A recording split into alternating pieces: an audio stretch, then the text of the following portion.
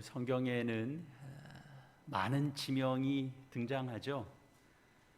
그렇지만 가나안처럼 의미 있고 또 귀하게 여겨지는 지명도 없을 겁니다. 가나안은 이스라엘 백성들에게 주어진 이 약속의 땅입니다. 하나님께서 허락하신 그리고 선물로 주신 축복의 땅입니다. 오늘 본문 1절에서 여호와 하나님께서 아브라함에게 너는 너희 고향과 친척과 아버지의 집을 떠나 내가 네게 보여줄 땅으로 가라 라고 말씀하셨을 때 그 땅은 막연해 보이지만 하나님께서 생각하시고 이끌어 가고자 한 땅은 가나안이었습니다. 그뿐 아닙니다. 이 뒤에 이제 이어지는 역사겠습니다만 모세가 애굽에서 이스라엘 민족을 이끌어내서 그래서 도달하려고 했던 목적지, 거기도 또한 가나안이었습니다. 그러니까 가나안은 약속의 땅을 의미합니다. 그리고 이 세상에서 누릴 수 있는 그런 분깃으로 얻을 수 있는 그런 땅이기도 합니다. 동시에 또 가나안 그러면 우리가 좀 부르는 찬송가 중에도 나 가나안 땅 귀한 성에 들어가려고 내 무거운 짐 벗어버렸네. 죄 중에 방황할 일 전혀 없으니 저 생명 시냇가에 살겠네. 길이 살겠네. 길이 살겠네. 저 생명 시냇가에 살겠네. 이렇게 찬송하는 찬송가처럼 가나안은 또한 장차 하늘나라에서 차지하게 될 그런 궁극적인 땅을 의미하기도 합니다. 그래서 우리 모두는 우리에게 주어진 가나안 땅을 향해서 나아가고 있는 존재들이다, 이렇게 말할 수 있겠습니다. 이스라엘 백성들은 이 가나안 땅이 젖과 꿀이 흐르는 땅이라고 생각했습니다. 모든 것이 만족스러운 땅이라고 여겼습니다. 그래서 그들은 가나안 땅에 들어가고자 했습니다. 그러나 우리가 이제 성경을 읽어보면 이처럼 복된 가나안, 이 하나님의 약속의 땅이 이스라엘 백성들에게 쉽게 열리지 않았다라는 것도 우리는 알게 됩니다. 모세는 이스라엘 백성들과 함께 가나안 땅에 들어가고자 했지만 모세도 결국은 들어가지 못했습니다. 모세를 따라 나선 이스라엘 백성들 가운데서도 여호수아와 갈렙을 제외하고는 출애굽 1세대 중에 누구도 가나안 땅에 들어가지 못했습니다. 광야에서 또 40년을 보낸 후에 이스라엘의 그 출애굽한 그 세대 중에 다음 세대가 비로소 가나안 땅에 들어갈 수 있었죠. 그러니까 이 출애굽 1세대인 이스라엘 백성들에게 가나안은 도달하지 못하는 땅이었습니다. 차지하지 못한 꿈의 땅이었습니다. 꿈은 꾸었는데 얻지 못한 땅, 그것이 바로 가나안이었습니다. 그런데 이제 오늘 우리가 본 말씀 중에는 좀 흥미롭게도 창세기 12장 1절에서 9절에 기록된 이제 아브라함 이야기에 등장하는 가나안 땅은 우리가 이렇게 확인해 본 내용과는 좀 사뭇 다르게 표현되어 있습니다. 5절 말씀 보실까요? 아브라함이 그의 아내 사레와 조카 롯과 하란에서 모은 모든 소유와 얻은 사람들을 이끌고 가나안 땅으로 가려고 떠나서 마침내 가나안 땅에 들어갔더라. 어떻습니까, 여러분? 성경은 아브라함 일행이 가나안 땅에 별 탈 없이 잘 도착한 사실을 지극히 간략하게 전하고 있습니다. 물론 마침내라는 표현이 있습니다만 이것은 이제 하란을 떠나서 그 유프라테스 강 상류를 건너오는 그야말로 긴 여정이었죠. 그 긴 여정이었다라는 것과 그리고 이 여정이 무슨 치밀하게 준비된 그런 계획된 여정이 아니었다라는 차원에서의 그런 이제 표현입니다. 물론 당연히 쉬운 과정은 아니었겠습니다만 여타의 우여곡절을 기록하고 있지 않습니다. 큰 장애 없이 가나안에 들어갈 수 있었음을 보여주고 있습니다. 물론 여기에는 오로지 하나님의 약속의 말씀을 따라가는 아브라함과 그리고 약속대로 이끄시는 하나님의 손길이 있었다라는 것은 너무나 자명합니다.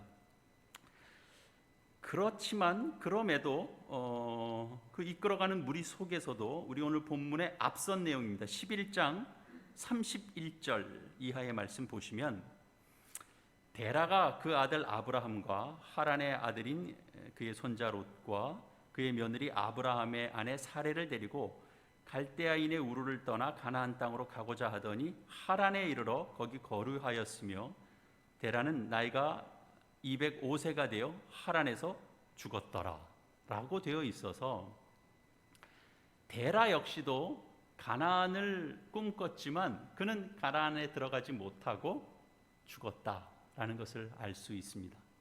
그러니까 그의 목적지 또한 가나안이었는데 그는 가나안에 도달하지 못했습니다. 그러니까 이후의 역사 진행 과정 속에서도 확인했듯이 복된 땅, 그 약속의 땅 가나안은 들어가는 자가 있고 그 땅을 꿈꾸지만 그 땅을 밟지 못하는 자가 있다라는 걸 우리는 분명하게 확인할 수 있습니다. 아브라함은 여호와 하나님께서 내가 네게 보여줄 땅으로 가라라고 했던 그 말씀, 그 명령과 그리고 내가 너로 큰 민족을 이루고 내게 복을 주어 내 이름을 창대하게 하리라, 너는 복이 될지라 라는 그 축복의 말씀, 그러니까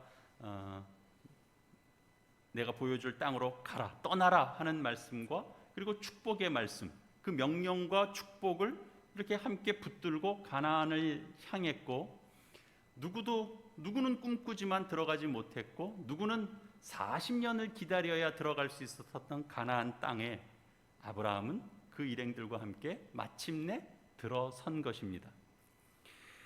그리고 이제 이어서 이어지는 성경은 이제 이렇게 이어집니다. 6절 말씀이죠. 아브라함이 그 땅을 지나 세겜 땅 모래 상수리 나무에 이르니 그때 가나안 사람이 그 땅에 거주하였더라. 여호와께서 아브라함에게 나타나 이르시되 내가 이 땅을 내 자손에게 주리라 하신지라. 자기에게 나타나신 여호와께 그가 그곳에서 제단을 쌓고, 이렇게 돼 있죠. 마침내 가나안 땅에 들어간 아브라함은 세겜 땅 모래 상수리 나무에 이르러서 아브라함에게 나타나셨던 그곳에 제단을 쌓았습니다. 가나안 사람이 거주하고 있는 그 땅에서 제단을 쌓았습니다. 그 말은 무슨 말이냐면 죄가 관영하고 있는 그 땅에서 여호와의 이름을 드러내면서 주의 제단을 쌓았다, 그런 의미가 되죠. 그리고 이어지는 8절에서도 거기서 베델 동쪽 산으로 옮겨 장막을 치니 서쪽은 베델이요 동쪽은 아이라. 그가 그것에서 여호와의 제단을 쌓고 여호와의 이름을 부르더니.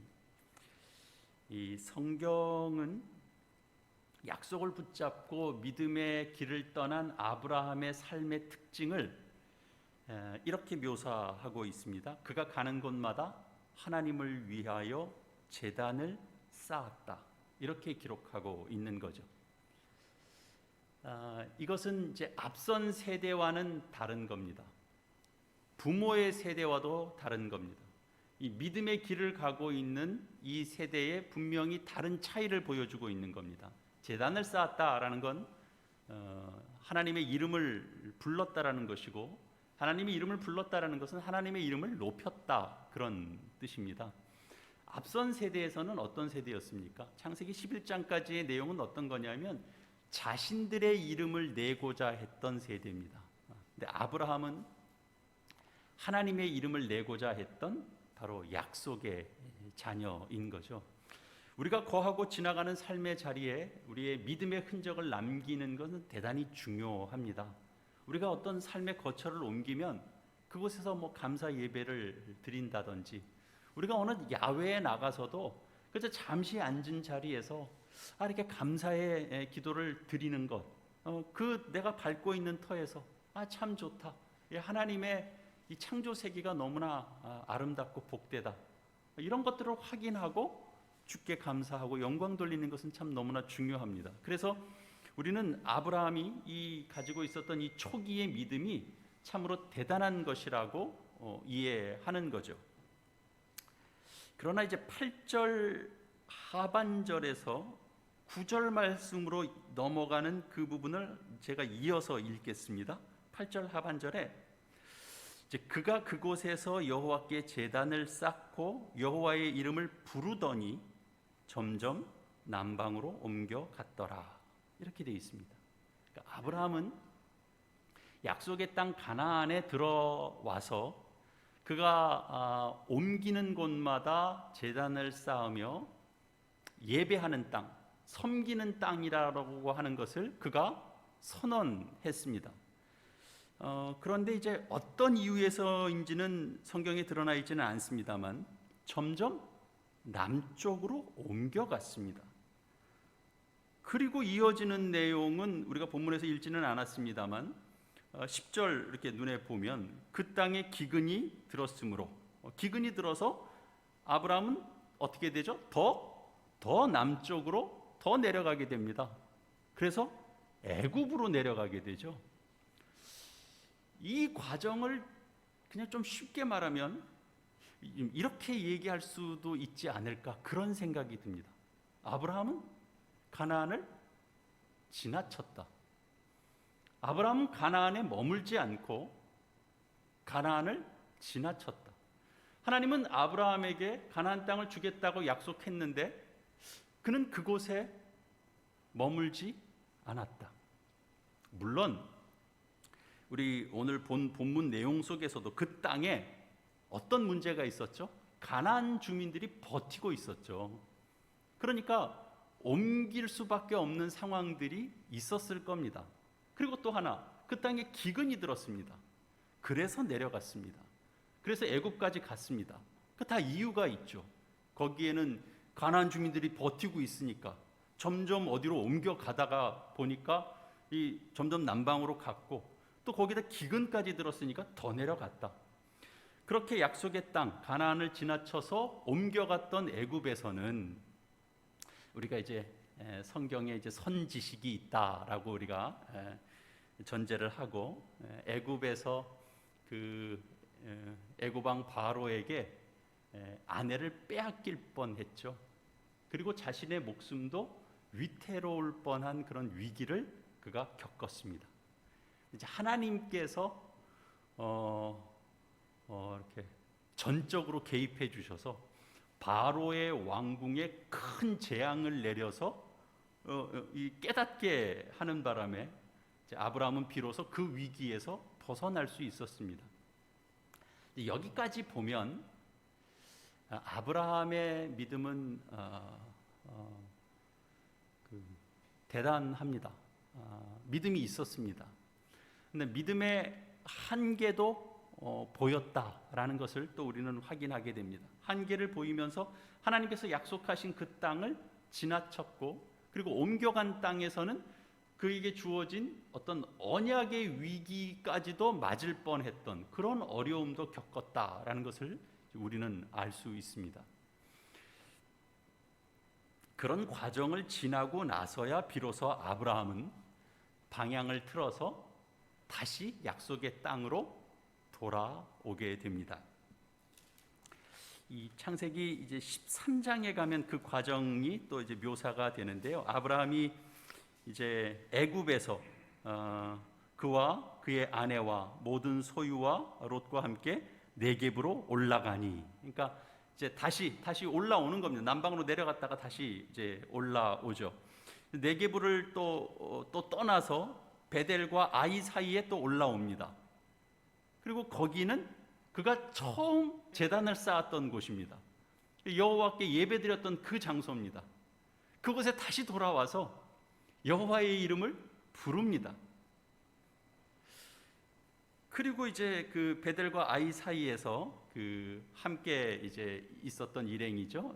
롯의 목자들과 아브라함의 목자들 사이에 분쟁이 일어나는 바람에 서로 원하는 장소를 찾아서 떠나게 이제 됩니다. 그리고 창세기 13장 12절 말씀 보시죠. 거기에 보면 이렇게 되어 있습니다. 아브라함은 가나안 땅에 거주하였고 롯은 그 지역의 도시들에 머무르며 그 장막을 옮겨 소돔까지 이르렀더라. 그러니까 아브라함이 가나안 땅에 이제 거주하는 장면, 그 13장 12절에 나타납니다. 드디어 아브라함은 하나님이 약속하신 땅, 하나님께서 이끌어 주신 그 땅으로 돌아오게 됐습니다. 지금까지 이야기를 한번 이렇게 좀 정리를 해볼까요? 하란을 떠난 아브라함이 가나안에 도착했습니다. 그런데 아브라함이 어떤 이유에서인지 가나안에 머무르지 않고 다른 땅을 찾아 옮길 수밖에 없었습니다. 그래서 베델을 지나서 네게브를 지나서 애굽에까지 내려갔습니다. 애굽은 아브라함이 정착할 땅이 아닙니다. 애굽은 하나님께서 허락하신 땅이 아닙니다. 애굽은 화려합니다. 기근을 피할 수 있는 곳일 수는 있습니다. 그러나 그곳은 약속의 땅은 아닙니다. 보암직한 땅이지만 위기를 겪을 수밖에 없는 땅입니다. 그런 일들을 겪고 하나님의 도우심으로 그는 다시 약속의 땅 가나안을 향할 수 있었던 거죠. 다시 네게브를 지나서 베델로 올라가고 그리고 가나안 땅에 들어왔습니다. 여러분, 이런 과정을 한번 이렇게 보면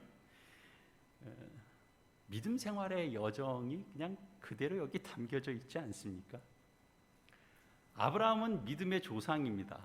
우리가 아브라함을 믿음의 조상이라고 부르는 이유 중에는 그가 말씀을 듣고 들은 말씀대로 그 인생길을 나섰다라고 하는 것도 크게 작용되고 있습니다. 그래서 히브리서 11장에 있는 내용도 11장 8절 내용이죠. 믿음으로 아브라함은 부르심을 받을 때 순종하여 장래의 유업으로 받을 땅에 나아갈새 갈 바를 알지 못하고 나아갔으며, 어디로 가는지 그는 모르는 상태지만 그러나 하나님께서 주시는 말씀을 따라 그가 나섰다라고 하는 것, 하나님의 말씀을 따라 순종하며 나아갔다라고 하는 것을 높이 평가하고 있습니다. 성경이.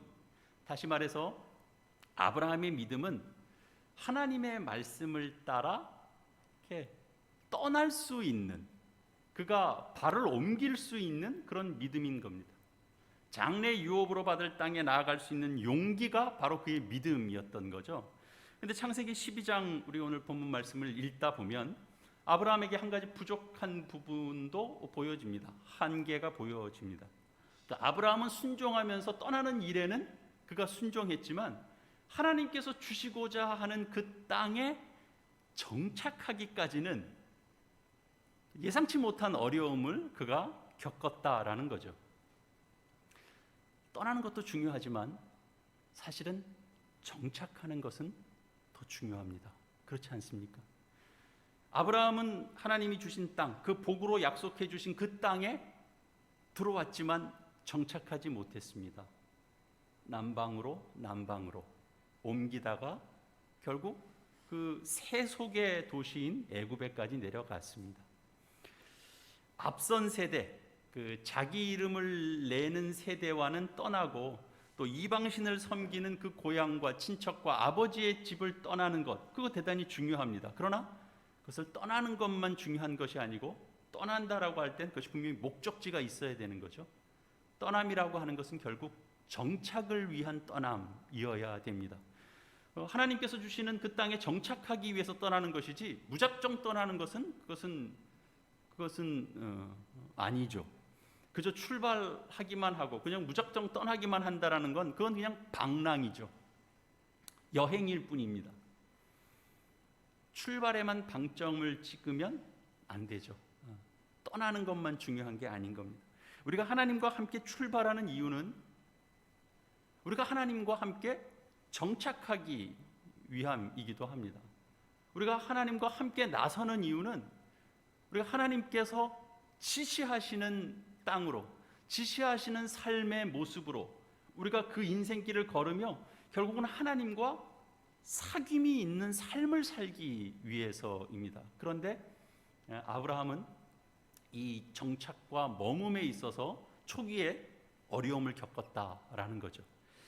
아브라함은 근데 무엇 때문에 정착의 어려움을 겪었을까요? 생각해 보면 서두에 우리가 말씀드렸던 것처럼, 우리가 확인했던 것처럼 가나안 땅에는 그가 하나님의 전적인 은혜로 사실 큰 어려움 없이 들어왔던 것도 적지 않게 작용했으리라고 생각합니다. 사실 우리는 어떤 목표를 세우고 그 길을 향해서 나아갈 때 어려움 없이, 그러니까 어려움이 없을 수는 없지만 손쉽게 원하는 바를 이룰 때가 있습니다. 그럴 때 우리가 하나님의 이름을 높이죠. 그런데 어느새 다른 생각이 들기도 하고 이렇게 생각했던 것보다 만족감 그런 것이 덜해지니까 어느 순간에는 좀 다른 계획도 세우게 됩니다. 다른 생각도 하게 됩니다. 그래서 하나님께서 주신 복된 터전을 지나쳐서 다른 곳에 또 눈을 돌리기도 합니다. 그리고 그것을 또 어떤 신앙의 결단처럼 우리는 생각할 수 있습니다. 물론 그것이 때로는 하나님께서 원하시는 새로운 출발점이 될 수도 있습니다.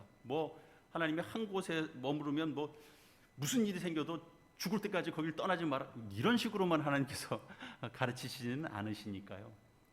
그러나 그렇지 않을 수도 있는 거죠. 가나안을 지나칠 수도 있는 겁니다. 아브라함이 가나안에 들어와서 정착하지 않은 이유가 무엇일까 생각해 보면 우리가 조금 궁금해하는 이 궁금증에 대해서 성경이 친절하게 설명해 주고 있지는 않지만 유일한 단서는 하나 보입니다. 앞서 말씀드렸던 것처럼 그곳에 가나안 사람들이 거주하고 있었다라고 하는 대목이 아닐까 싶습니다. 가나안 사람들이 거기 살고 있었기 때문입니다. 어쩌면 아브라함은 하나님의 인도하심을 따라 오게 되면 사람들도 없고 비어있고 비옥하고 이미 다 확보해서 준비해 놓은, 누가 봐도 어떤 토를 달 수 없는 그런 땅을 혹시 기대하지는 않았을까, 그런 생각을 해보게 됩니다.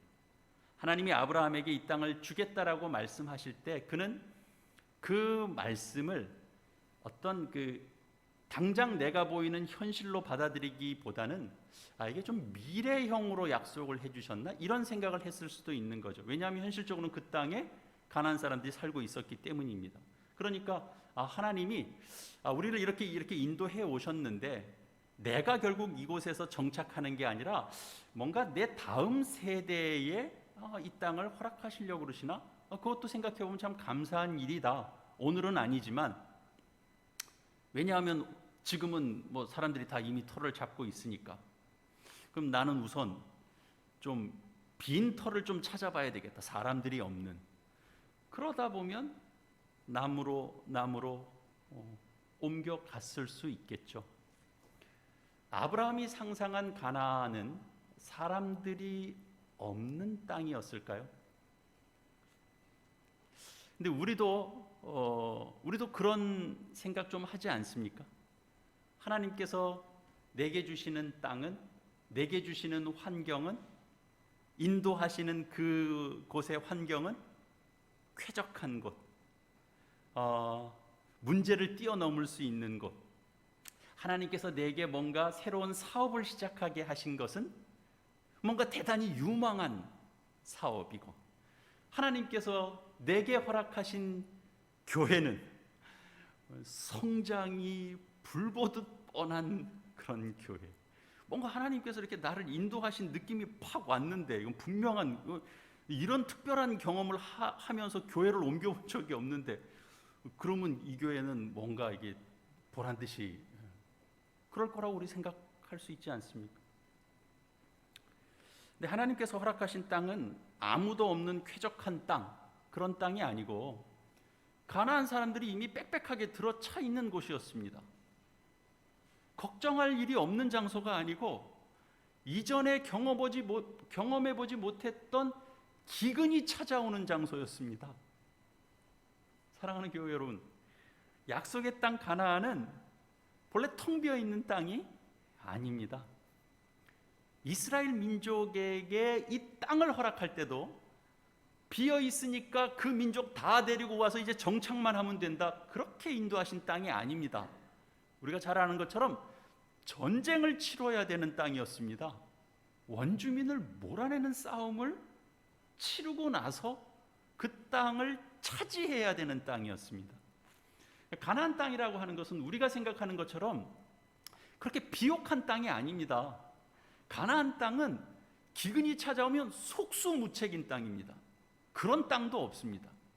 다른 데는 어디 피할 데가 있을 수도 있는데요, 가나안은 비가 안 오면 그냥 아무 대책이 없는 땅입니다.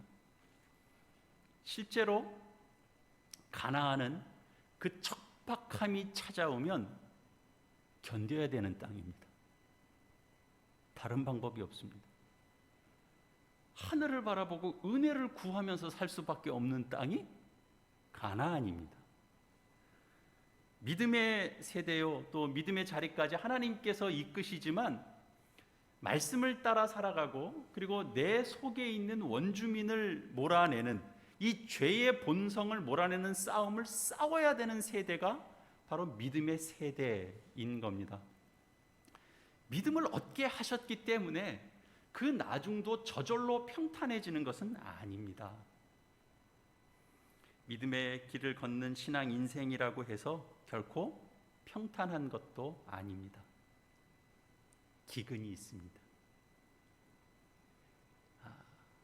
은혜 충만할 때도 있는데요, 바짝 메마르는 것 같이, 은혜가 마른 것 같이 그렇게 느껴지는 시간들도 겪게 됩니다.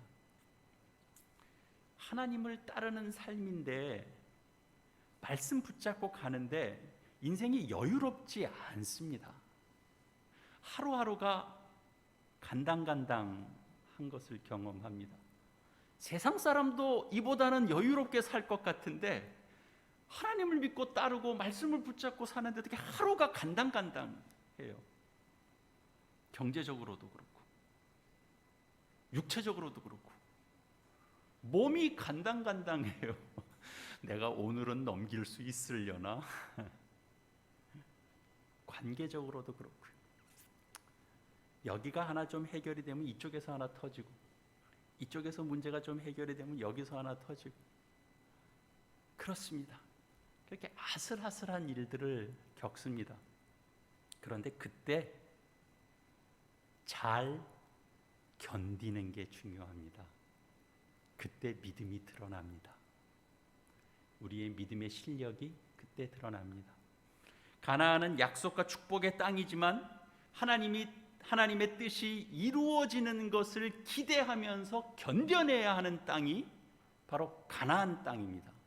거기가 약속의 땅입니다. 바로 여기에 우리의 과제가 있는 거죠. 우리의 숙제가 있는 겁니다. 가나안은 우리가 열심히 일해서 차지해야 될 땅입니다. 공짜로 얻어지는 그냥 빈 땅이 아닙니다. 그냥 들어가서 그냥 자리를 틀고 앉으면 되는 땅이 아닙니다. 약속은 있지만 우리의 수고가 있어야 됩니다. 우리의 애씀이 있어야 됩니다. 우리의 땀 흘리는 수고가 있어야 되는 땅입니다. 메마름이 결코 없는 것은 아니고 기근도 찾아오는 땅입니다. 그 기근을 견뎌야 되는 땅입니다. 근데 분명한 것 한 가지 있죠. 그 땅에 축복이 있다라는 겁니다. 하나님이 주시는 복이 있다는 거예요. 하나님께서 주시는 미래가 있다는 거예요. 그 땅에서 견디는 자에게 하나님께서 주시는 소망이 있다는 거예요. 사랑하는 교회 여러분, 우리 믿음의 길을 함께 걷는 동력자 여러분,